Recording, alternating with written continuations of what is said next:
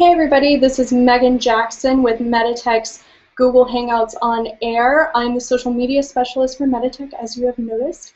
I also have our admissions advisor, Jackie Oliver, with us today in order to explain to you the role of an admissions advisor here at Meditec. But Jackie, before we actually get into the actual role of an admissions advisor, let's kind of dive into you a little bit. So what is your background in education? So I've been an admissions advisor for a little over 10 years, and I've worked with all different types of students. Some are out of high school, some that are going to school later in life. I've helped students with short-term programs and also with their degree plans. All different types of environments. Last 10 years, that's what I've been doing. So, but why education in the first place? Like, why did you decide to go into education specifically? Well, when I went through college, my major was sociology. I knew I wanted to work with people, and actually I wanted to go into social work. A lot of people that go on to get their bachelor's degrees, some of them work exactly what they want to do. Sometimes there's changes in the plan. And when I was working after college, working with students in a different area, I got into working with a college and just really fell in love with it. I love the fact that I'm helping people with their long-term goals and through education. And so I started with that 10 years ago, and I've just been with it ever since. Mm-hmm. So then why are you actually passionate about education? Can you kind of elaborate on that a little bit? I think it's important for anyone to have some level of education, especially in today's world. It is such a skilled marketplace.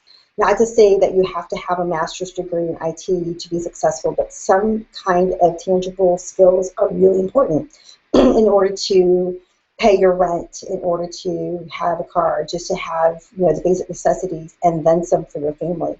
And then also to have opportunities for your future. It is so important to have some level of education. I really believe that. And there's different types of education and training for everyone. And that's what I really love about my job, and my passion about education is that I really believe that there's something for everyone out there, just finding out what it is that excites you and that you want to do every day. Right.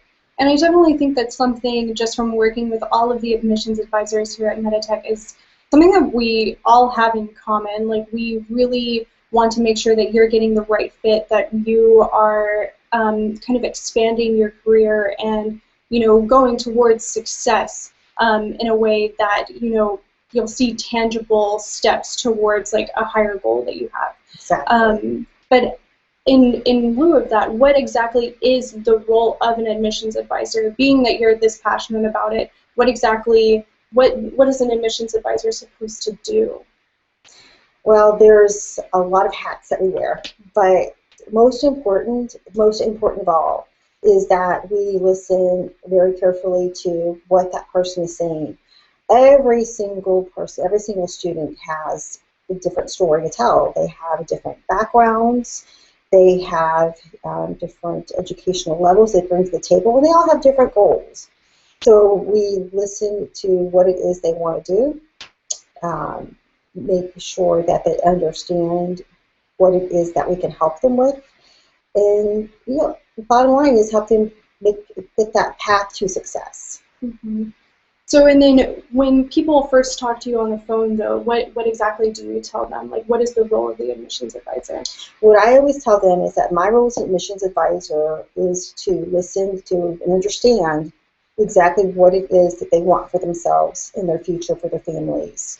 Whether it is, okay, I don't see myself sitting in a cubicle all day long, 8 hours a day, I want to be with people, or I want to move forward in what I'm doing right now, it's a dead-end job, whatever it is, I tell them that I'm going to help them achieve their goals by making recommendations and by making sure they understand exactly the program, the profession, what that work life means at the end of the day to them when they finish.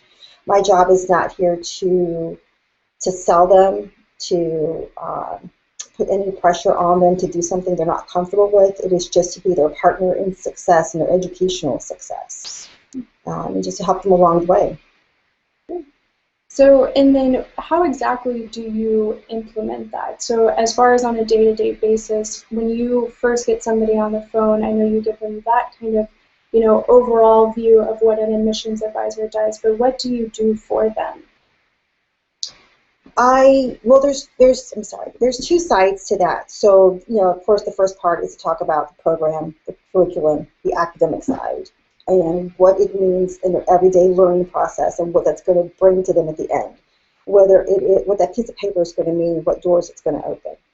But then the other side is to talk about their life situation. They may have children. They may have a full-time job. They may have things that are going on, as we all do, that takes up a lot of their time. So we have to discuss, okay, in making these changes, how are you going to implement, what are you going to do as far as scheduling the time to do your reading, to attend your lessons, to making sure that you're moving towards this big, life-changing, altering event that's really going to open the doors and give you what you need, the ultimate success. So we do have that talk too. It's not just, okay, here's your class, sign up, have good luck. It's also about, okay, how are you going to actually make this happen every day? Because there's going to be some changes. Mm-hmm. So, and what exactly are the largest portions of students that you have right now? What types of people do you work with a lot? So, Meditec is open to any kind of a person, any kind of a student out there that is interested in our courses, regardless of where they live or their background, or because it's online. But the majority of our students are military spouses because they take advantage of a great benefit to them. It's called the MyCAA grant. We have a long history with them. We've worked with them for a strong relationship with the micro program. So it's a majority of our students. But we're open to anyone at all. Right. And if you actually want to know anything more about that grant, we have done some Google Hangouts on that as well. So if you want to look at the previous one from 2 weeks ago, you can watch that with Sue Anderson. But we're also doing a more formalized webinar next week on Tuesday with actually one of Jackie's colleagues, Ricky Contreras. He's one of our admissions advisors. And he's going to talk specifically about MICA and how it basically can help military spouses achieve the education that they've wanted to achieve. So pretty much the start to the end of the process. So if you want to know more about that, we'll have a little promo at the end of this video in order to show you where you can get information on that webinar. But also, I wanted to see, Jackie, so what you've been talking about right now is kind of the overall, like what each admissions advisor does for their students, correct? Correct. So then what exactly, I know that each admissions advisor has kind of their own way to kind of approach their students. Mm-hmm. What unique things do you bring to the table personally? I think that when an area that I really help with my students that I talk about is called short-term and long-term goals. And I like to break that into two different categories because sometimes people say, I really want to do this, and then they get overwhelmed thinking about the processes and how long it's going to take and how much money and just everything like that. They talk themselves out of it. So I like to break it down into, okay, let's talk about goals in the next 6 months, in the next year. And then when you achieve those and you see how you could do it and you feel that success, then it helps people get to the next level. And it's not just with education, it's with anything in life. Whether it's starting an exercise routine, or whether it's wanting to lose weight, or you want to stop smoking, or whatever, just a short-term goal, just reaching that success level, a little success, I think just helps people move on to the bigger goals in life. So basically you teach them a skill on how to basically goal set. Mm-hmm. So they may come to you with this grand idea of wanting to be a nurse or some really expansive where you need like an extensive amount of education. So you kind of help them break it down basically into like manageable steps. Absolutely. Absolutely. Can you kind of give an example of something that you've helped with students with? Okay, so let's talk about that for a second. You brought up the example of the nurse. Great example.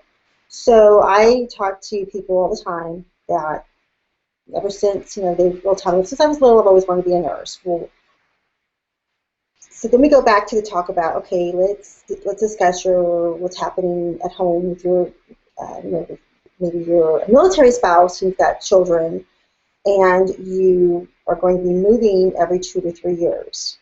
So let's start putting together a plan, step by step on how to achieve that long-term goal today.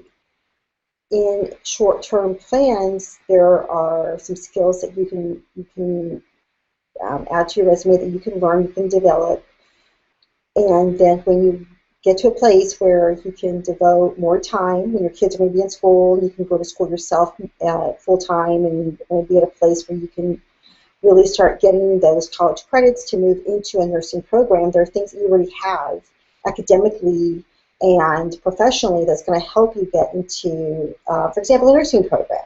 So that is an example of short-term and long-term goal setting. So what exactly, like what courses would you recommend for somebody specifically who wanted to maybe be a nurse but, had to kind of focus on more of the short-term, what can I do right now to kind of move towards that goal? Okay, so I would recommend our clinical medical technician course because it covers the basics for anybody that wants to be a nurse is going to start off with. Medical terminology. There's going to be some basics into clinical skills. And it also is a course that specifically covers all the information so that students successfully passes certification so they can work anywhere, the national certifications. And having that under their belt, that knowledge, the training, the skills, can help them incredibly when they move on to college level courses. They're going to cover this because that'll be the first time they ever heard about medical terminology, anatomy, and physiology. They're not only going to have that knowledge, they're only going to feel pretty confident because they've been doing it in the workplace. Right. And so I think it's going to give them an advantage academically and professionally when they go on to other areas of learning. Well, and I definitely think professionally as well because of the fact that you're kind of learning these skills before you're making like a huge investment like that. You can obviously use, the certification program for clinical medical technician in order to get your foot in the door, in order to gain that experience, as well as kind of get a taste for it as well, right? Oh, absolutely. That's really important too. And so one of the benefits is getting the taste for it, like you said. So what if a student says, oh, I really want to work with kids in the nutrition's office, and then they find out, wow, maybe I'll go into a different area of the medical field. So in the meantime, they're getting their skills, they're getting their resume, and they're making extra money. Many times in this program, people go on to work as medical assistants. It's an 8 to 5, Monday through Friday job. No weekends, no holidays, or home with the kids, their family, which is really important. And they're really helping build their education. Right. And I think it also, gives them an idea of other routes to take in order to get into the medical field. Like some people think, I can only be a nurse, I can only be a doctor. And it's like, no, there are plenty of other ways that you can get into that field and, for instance, work with children and gain a simple certification that may cost, around $4,000. Like it can be a cheaper alternative to a career that can still get you in the field that you want to be in, basically. Yes. Yes, absolutely. And we help with that too, by the way. Yeah, exactly. So, and then also I wanted to ask you, so we get a lot of students who are adult learners, right? Yes. So what do you say to students who maybe are a little nervous about re-entering school or re-entering the educational field? I would say it's completely normal. There would be something wrong with you if you said, oh, I'm not feel nervous at all, I haven't been in school in 20 years or 15. That's totally okay. The hardest part sometimes for people that have been out of school, and out of college, out of a classroom, to go back to school is just that first step, because sometimes they feel like, well, what if I don't fit in, or what if I don't understand, or it's been so long.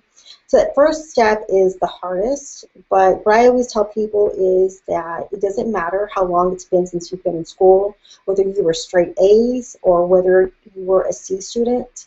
The thing about it is now you're focusing on changing things and finding what you really are interested in, a course, a career, a future, your livelihood.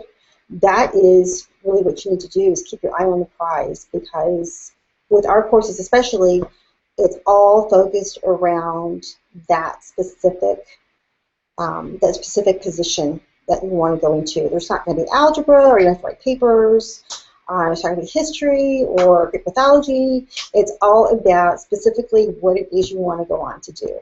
Right. So it's a very highly, streamlined course to tell you exactly what you want to do, or help you with those specific skills, rather than kind of all this fluff around it. Right. So, but then on top of that, we offer a lot of really great student support services as well. Would you like to talk a little bit about that? Absolutely. That is very important to talk about. So for Meditec for students, of course, the courses are online. They're self-paced. There's not going to be somebody calling you up, hey, why didn't you log in at a certain time every week. We do help with giving you some suggested scheduling tips, but it's all completely self-paced. So once that online course is completed, for some programs there are optional externships in some place that's local to our students. That helps them really develop those hands-on skills.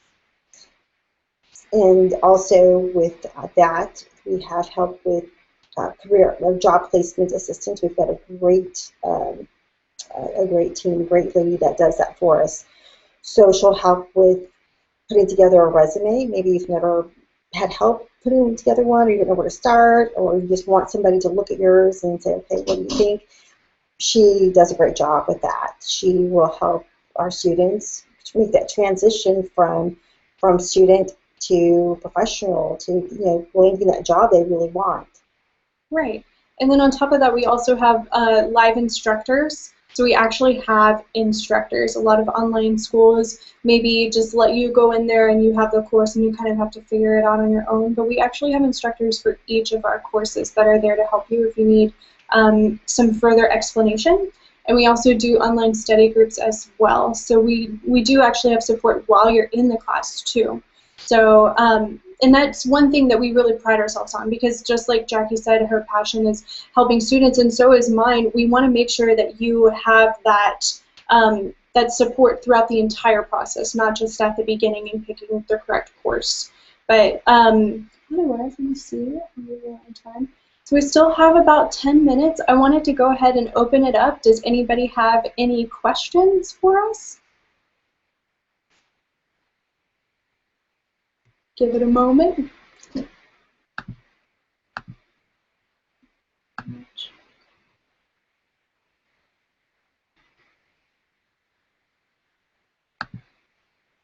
Okay.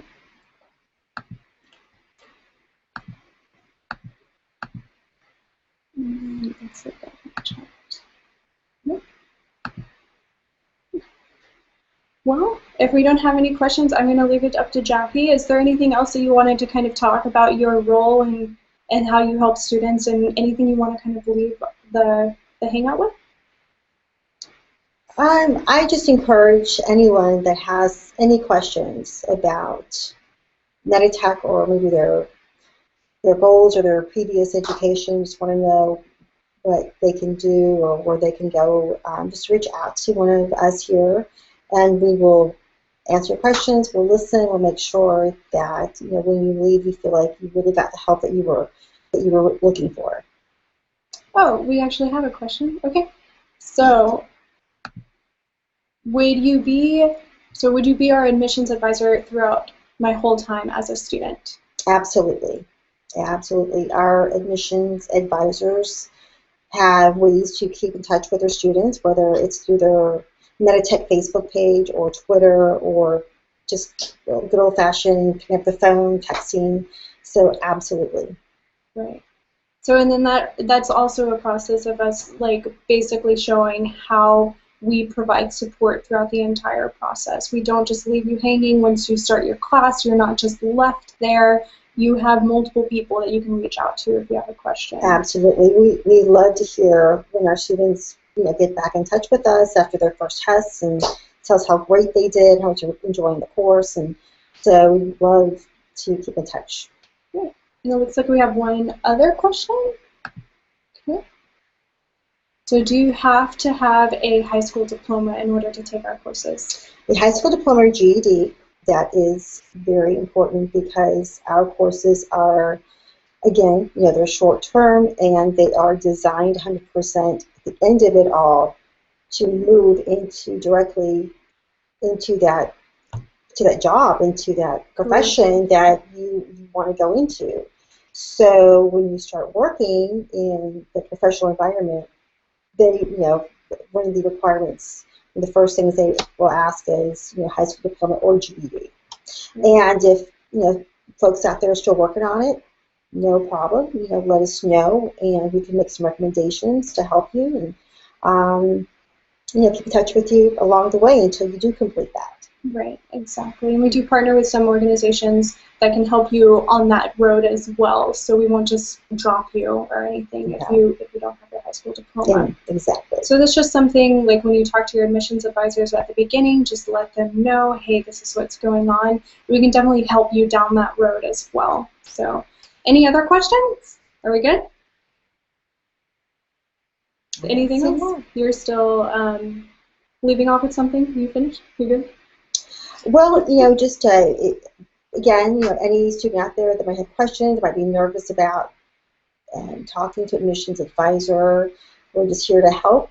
It doesn't matter what level you are, where you are in your education. So I think the big thing is that if you're talking to an admissions advisor, you're kind of hesitant about it, we aren't going to rope you into anything. Just give us a call, and we're literally here just to help. So don't feel obligated or feel like you have to sign up for anything if you give, for instance, Jackie a call. Oh, now we got 2 questions. So let's see. What is your favorite thing about being an admissions advisor at Meditec? Smiley face. Well, I work with a great crew, a great team. Everybody that works here at Meditec is wonderful, very passionate about helping our students. We have a very unique kind of student here, not only because we're a military spouse and everything that involves with moving and husbands being deployed and sometimes being the sole parent in that home, is also just helping them on the phone, knowing that they can continue on with their education even though they've got other things going on. So everybody here is completely dedicated to helping our students. Right. And as the social media specialist, where I have to work across the board from admissions advisors to career services to student support to marketing to everything, like I feel like that's something across the entire company as well, and that's one reason why I really enjoy working here. So I'm going to take one last question. So how do payment plans work for non-MyCAA students? So if you're not a military spouse, how do payment plans work? And before she starts, we will be doing Google Hangouts and webinars later in July that specifically cover this, so she's just going to give it a brief answer. So. We have a payment plan for everyone. You might think, well, I just don't have enough money or whatever. There's plans that we can talk about for each individual person. So yeah, just give us a call. I'll be happy to answer that more in depth. But yeah, right. there's a plan for everyone. And there also are other different funding sources that we can go over with you. It just depends largely on your specific qualifications, so it's kind of like an individual basis. But other than that, I'm going to leave it there. Let's see, I do have one thing to show you all. So, let's see. Oh. So I do want to say that we have the MyCAA, a grant just for military spouses webinar next week. So it's a grant specifically for military spouse education on Tuesday, June 24th at 1 p.m. And like I said, that's with that is with Jackie's colleague, Ricky Contreras. So I will actually post the link to that after the Google Hangout, as well as another link if you want to find out more information and get in contact with one of our admissions advisors. So, oops. There we go. Okay, so other than that, thank you very much. I really appreciate everybody being here, and make sure to tune into that webinar next week and our Google Hangout in 2 weeks. So thanks. Bye. Bye. Thanks.